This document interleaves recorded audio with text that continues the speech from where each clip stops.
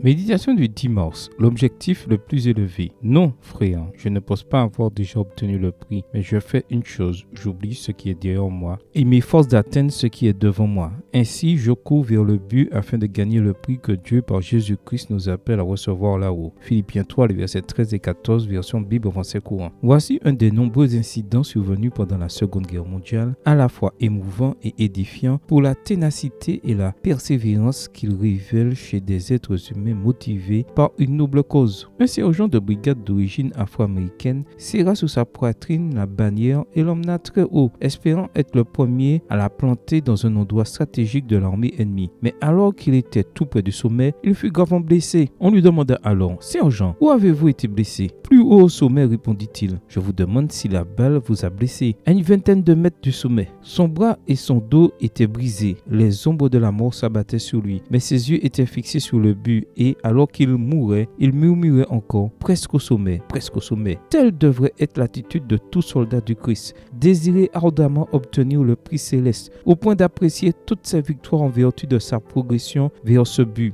Et, conscient d'être sur un champ de bataille, nous pouvons, comme le sergent, être la proie des attaques de l'ennemi. Jésus ne nous promet pas de sortir indemne de la bataille, mais il nous assure la victoire. Lui-même a supporté la croix, méprisé la honte et s'est assis à la droite du trône de Dieu. Hébreux 12, verset 2. Et à nous, il dit: vous aurez des tribulations dans le monde, mais prenez courage, moi j'ai vaincu le monde. Jean 16, verset 33. Si tu suis cette trace aujourd'hui, tu pourras toi aussi dire: j'ai combattu le bon combat, j'ai achevé la course, j'ai gardé la foi. Désormais la couronne de justice m'est réservée. Le Seigneur le juste juge me la donnera en ce jour-là. 2 Timothée 4, verset 7 et 8. Amen. Bonne journée à toi et que le Seigneur te bénisse.